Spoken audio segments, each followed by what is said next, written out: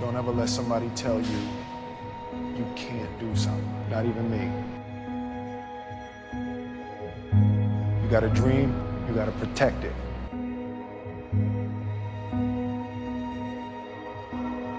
People can't do something themselves. They want to tell you you can't do it. You want something, go get it. Period.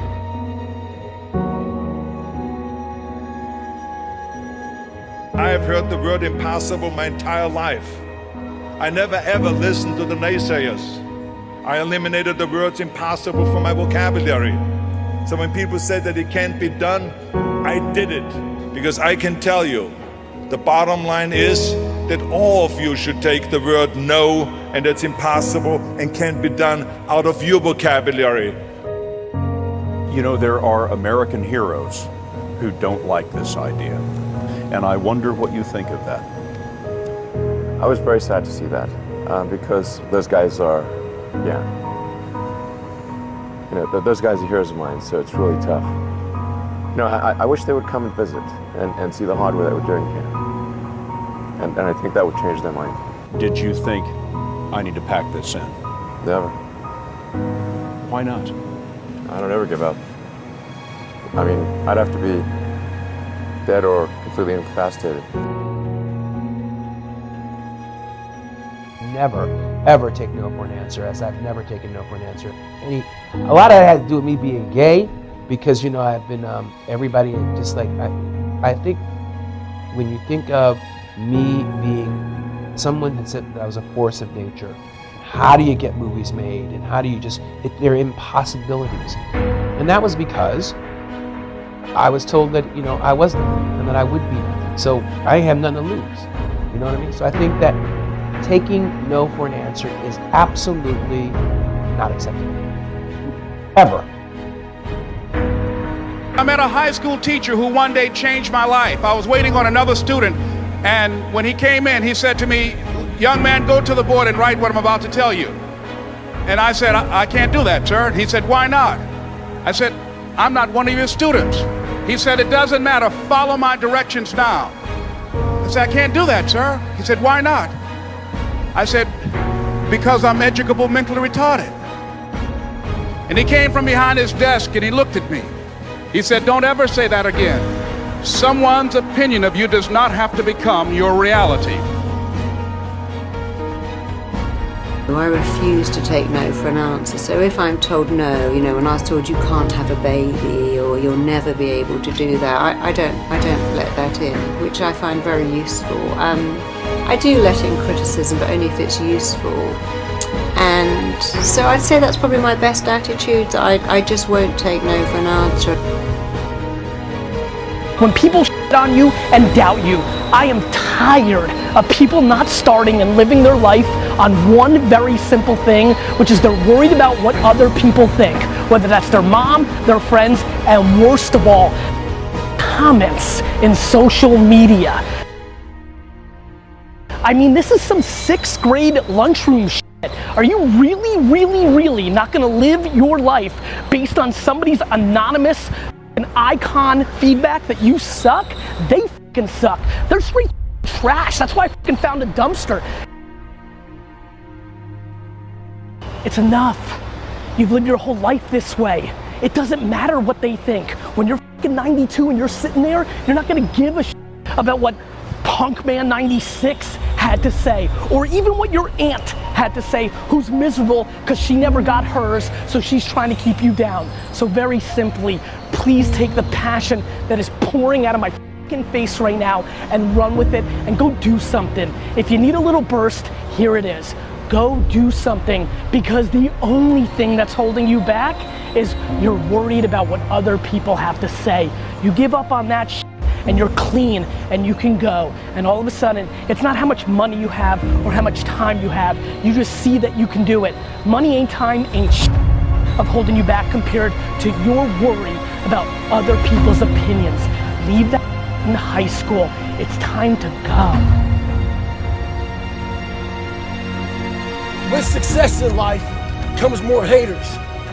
Don't make them hurt your feelings. Use them for fuel. Use them for energy. In times of need, put them on the mental Rolodex in your mind. And when you don't want to do shit, roll through your brain. Pull up that motherfucker that you need. That person who said you couldn't do something. Weren't fast enough, good enough, smart enough, where the fuck it may be. Use it for energy. Instead of killing them with kindness, torture them with fucking success. In life, we have to continue pushing past the odds. Use everything this world has to give you for fuel. It gets me going, and it's what motivates me. They all doubt me. They all try and laugh at everything. They try and mock me. It's been happening my whole career. So it's just something that motivates me to keep going and conquering the unconquerable. To show that anything is possible. I actually had 20 introductions to investors throughout Silicon Valley. 10 of those people replied to our email. 5 of them met us for coffee. 0 invested in Airbnb. And talk about a tough time. You've got some of the smartest people in the world. You know, they've picked some of the most well-known companies that we all love and use today, from Googles and PayPals and YouTubes. And here they are telling us that our idea is crazy, that it's not going to scale, that people aren't going to stay in people's homes around the world. Kind of the world thought we were crazy. For any entrepreneur out there, like, you can't take no for an answer. You know, we had really smart, credible people telling us no. Well, the biggest struggle, man, was just getting around other people that would say I could do it. I mean, that's the biggest struggle. Just you get around one guy says, yeah, you can do it, and then you talk to him tomorrow and he's like, no, dude, this freaking, you can't do this shit. You know, there's so few people telling you to do it. You know what there is a lot of? Save your money, protect yourself, conserve, don't spend, don't take risk. Taking risk is the new way to be risk adverse.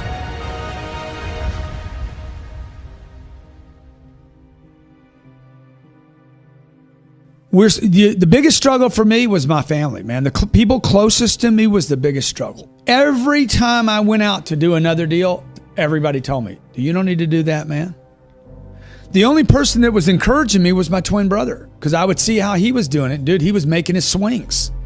And so every time I'd get around other people, so I'll tell you a little trick I did. On weekends, I would always go see homes I couldn't afford.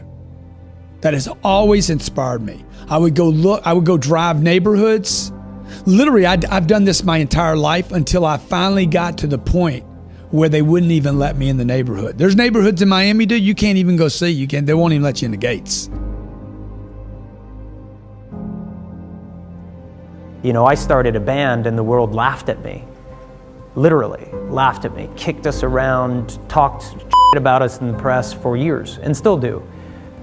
You know, but we hunkered down, we worked and we worked and we worked. We play arenas all over the world. We have the most amazing, brilliant, beautiful fans one could ever ask for. And we've had an incredible life as a result. So if I had listened to the choir, to the chorus of everyone, I would have stopped. Because that's what people want you to do. For some reason, some people would rather kill your dream than see you succeed. I don't know what that is. You know, I think it's important to be stubborn and to follow your dreams no matter what.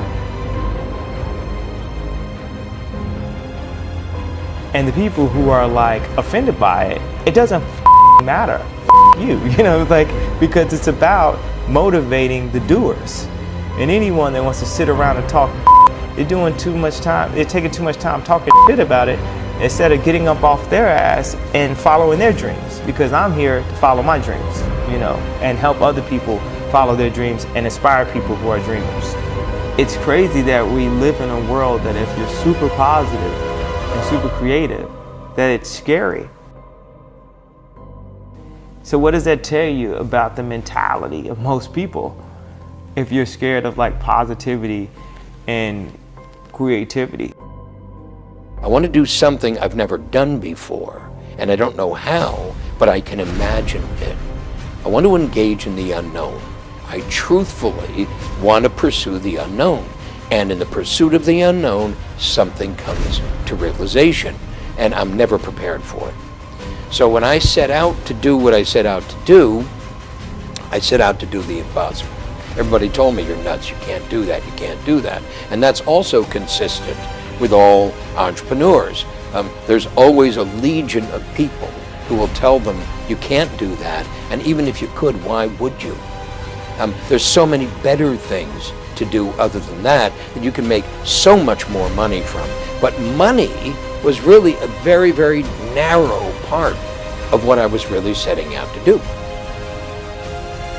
You know, you're always affected by opinion, but the more opinions there are of you, of me, the less I look at them, because I just can't live my life based upon what other people think about me. So I can't concern myself too much with what other people think. You know, it's just not healthy.